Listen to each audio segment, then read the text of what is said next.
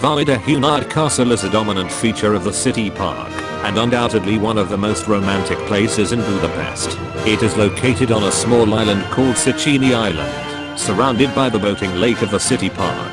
The castle, made originally of wooden planks and cardboard designs, was supposed to be just a temporary structure built for the Millennial Exhibition in 1896, to showcase the architectural treasures of the 1,000 years old Hungarian state. It was designed by Ignác Alpár, who blended the most characteristic details of 21 well-known historic buildings from all over Hungary into a composite fairy tale castle. Hungarians loved the castle so much that after the closing of the exhibition, it was rebuilt in stone. At the time of its construction, Hungary was part of the Austro-Hungarian Empire that collapsed in 1918, and some of these buildings today are found outside the border of Hungary. The buildings can be divided into three well-distinguished sections according to their architectural styles. The Romanesque Section displays the oldest buildings of Hungary from the 11th to the 13th century. The most characteristic of them, the replica of the Church of Jak, extended also with a beautiful cloister, is a functioning Catholic church too.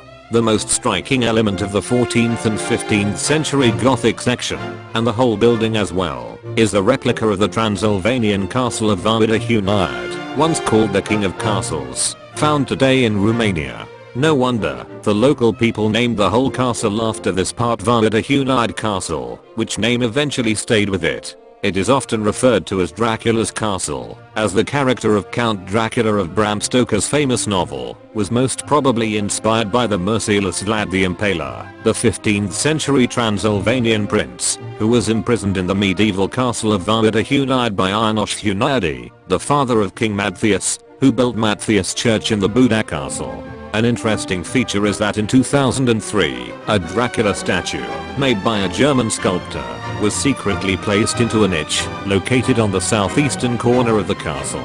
The bust depicts the Hungarian actor Bela Lugosi in his Dracula cape, the star of the very first Dracula movie released in the United States in 1931. When he died in 1956, he was buried in his Dracula cape and got also a star on the Hollywood Walk of Fame. The Baroque-Renaissance section features a spectacular Baroque palace, merging the most characteristic element of rich Austrian palaces of the empire. The building has been home of the Hungarian Agricultural Museum since 1897.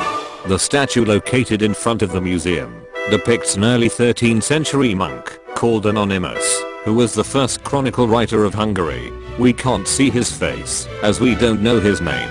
His figure is completely dark, while his pen is shiny, as thousands of students come to touch it before their exams, believed to bring fortune. The castle courtyard is opened until midnight, and can be visited free of charge.